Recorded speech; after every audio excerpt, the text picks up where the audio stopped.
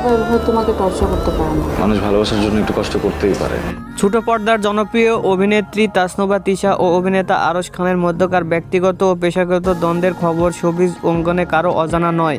তবে সব তিক্ততা ভুলে আবারও একসঙ্গে পর্দায় ফেরার ইঙ্গিত দিলেন তিশা।